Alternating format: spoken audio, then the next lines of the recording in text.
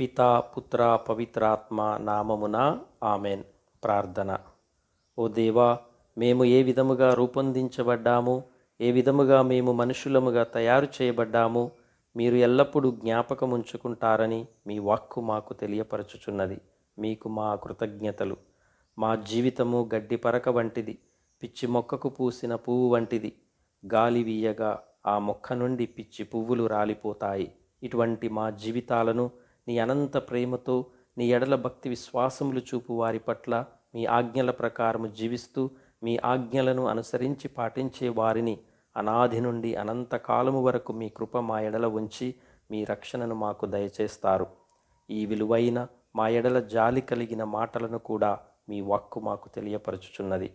పరమండలమున మా కొరకు నెలకొల్పిన మీ రాజ్యములో మాకు భాగమును దయచేయబోచున్నందుకు మా పట్ల దయ కలిగిన ప్రేమామయుడవైన క్రీస్తు రాజా, మీకే మా స్తుతులు, మహిమ, ప్రభావములు కలుగునుగాక.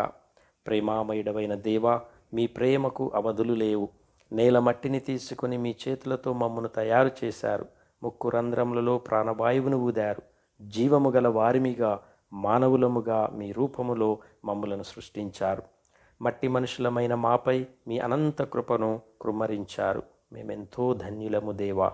ఎంతో గొప్ప ధన్యతను మాకు దయచేసినందుకు మా జీవితాంతము వరకు మీకు రుణపడి ఉంటాము. మేము ఏ పాటివారమో మీకు తెలుసును కనుక నిత్యము మా ఎడల మీరు అమితమైన దయను కలిగి ఉంటారు. అందుకే మా హృదయ పరివర్తనను బట్టి మా పాపములను మా నుండి మీరు పారద్రోలుతారు. ఎల్లప్పుడూ మేము మీ ఆజ్ఞానుసారముగా జీవించి మీ నిజ ప్రేమకు పాత్రముగా జీవించుటకు మాకు మంచి మన సాక్షిని దయచేయండి. మమ్ము మీ వలె ప్రేమించి ఆదరించి లాలించేవారు సృష్టిలో మాకు మీరు తప్ప వేరెవ్వరూ ఉండరు దేవా. నిత్యము మీ ప్రేమలో, మీ క్రమశిక్షణలో మమ్ము జీవింపచేయమని, మీకు దూరముగా జరిగిపోయి ఏ ఆత్మ నశించిపోకుండా నిత్యము మీ అనుసరణలో జీవించే భాగ్యమును మీరు సృష్టించిన ప్రతి ఒక్క ఆత్మకు ప్రసాదించుమని మేము వేడుకొనుచున్నాము. నా ఈ దీన ప్రార్థనను మీ సన్నిధికి చేర్చుకొనండి. ఆమెన్.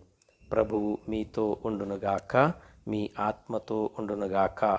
సర్వశక్తిగల సర్వేశ్వరుడు పితా పుత్ర పవిత్రాత్మ మిమ్ము ఆశీర్వదించునుగాక. ఆమెన్.